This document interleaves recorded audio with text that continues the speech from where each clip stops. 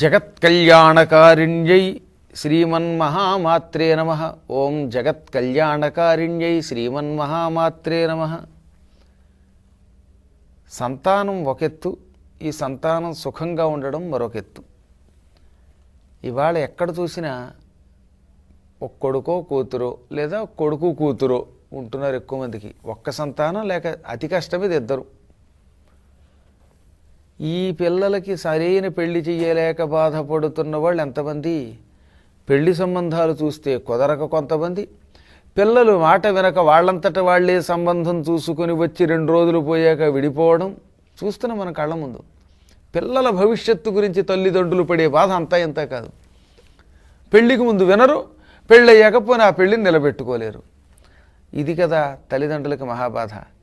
అందుకని చిన్నప్పుడే పిల్లలకి పెళ్ళి అవ్వడానికి ఇంకా చాలా ముందే ఈ మంత్రం చేస్తే, ఏదో యుక్త వయసులోకి వచ్చారు కొద్ది రోజుల్లో పెళ్లి చేయాలనుకునే ముందో ఇంకా బాల్యంలోనో, అసలు పిల్లలకి 11 ఏళ్ళు వచ్చిన దగ్గర నుంచి ఈ మంత్రానుష్ఠానం చేసుకుంటే పిల్లల గురించి మనం బెంగెట్టుకోకర్లా. పిల్లలు బాగుంటే కుటుంబం అంతా బాగుంటుందండి.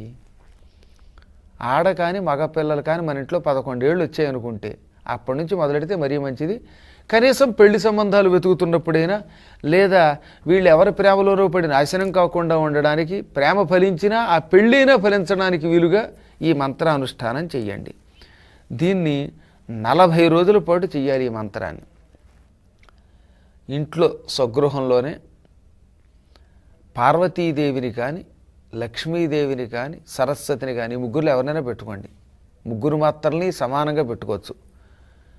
పార్వతి, మహాలక్ష్మి, మహాసరస్వతి మంత్రాలు మూడింటిని కూడా ఇందులో ఇమిడ్చారు కనుక ఈ 3 పటాల్లో ఏదో పటం పెట్టుకుని 40 రోజుల పాటు ఉదయం పూట కుంకుమతో పూజ చేస్తూ, పసుపచ్చని పువ్వు ఏదైనా ఒకటి అమ్మవారికి సమర్పించి కొంచెం తీపి నివేదన చేసి ఈ మంత్రాన్ని 108 పర్యాయాలు జపం చేయండి. ఓం జగత్కళ్యాణకారిణ్యై శ్రీమన్మహామాత్రే నమః.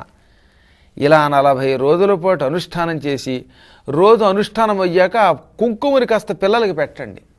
ఇవాళ పిల్లలు బొట్లు పెట్టుకోవడానికి కూడా ఇష్టపట్టంలా. మంత్రానుష్ఠానానికి మాత్రం కొంచెం ఆ బొట్టు పెట్టి తీరాలి. ఆ కుంకుమ వారికి ఫలితం ఇస్తుంది. 1 మండల దినములు ఇలా చెయ్యండి. ఆ తర్వాత చూడండి ఎంత అద్భుతంగా జీవితం మార్పు చెందుతుందో. పిల్లలు హాయిగా పెళ్లి చేసుకుంటారు చెప్పిన వాటి ప్రకారం. లేదా వాళ్ళు ఒకవేళ ప్రేమలో పడితే ఆ ప్రేమ వివాహం కూడా సక్రమంగా ఫలిస్తుంది. జీవితంలో ఒడిదుడుకులు రావు, విడాకులకి పోయే అవకాశం ఉండదు. తల్లిదండ్రులు మనశ్శాంతిగా ఉండగలుగుతారు. దాంతో కుటుంబ వ్యవస్థ చిన్నాభిన్నం కాకుండా పూర్వంలాగా పవిత్రంగా సాగుతుంది. కాకపోతే ఈ 40 రోజుల్లో బయట ఉంటే 4 రోజులు ఆపేసి మళ్ళీ 5వ రోజు నుంచి కొనసాగించండి. ఈ పార్వతీదేవినో, లక్ష్మీదేవినో, సరస్వతీదేవినో పటంగా పెట్టుకున్నాం కదా, ఈ పటాన్ని ఎవరైనా ముత్తైదువులకి దానం చేసేస్తే కొంచెం తాంబూలం దక్షిణతో ఫలితం బాగా ఉంటుంది. అలా దానం చెయ్యని పక్షంలో ఈ పటాన్ని ఇంట్లోనే పెట్టుకోండి సక్రమంగా హాయిగా. ఇంట్లో ఉంచేసినా చాలు.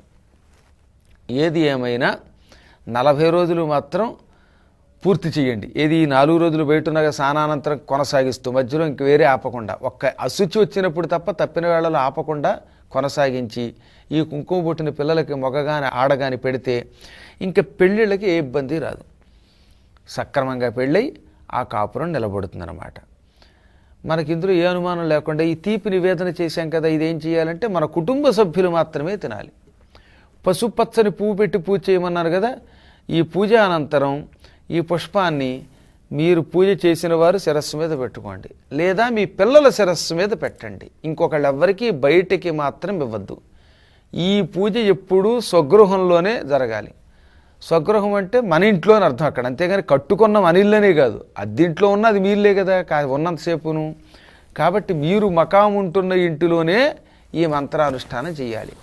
ఎవరో బయట వాళ్ళ ఇంట్లో చేస్తే ఈ మంత్ర ఫలితం వారికి మాత్రమే పెడుతుంది. ఈ ఒక్క మంత్రం మాత్రం తప్పక ఇంటిలో మాత్రమే చెయ్యవలసిన మంత్రం.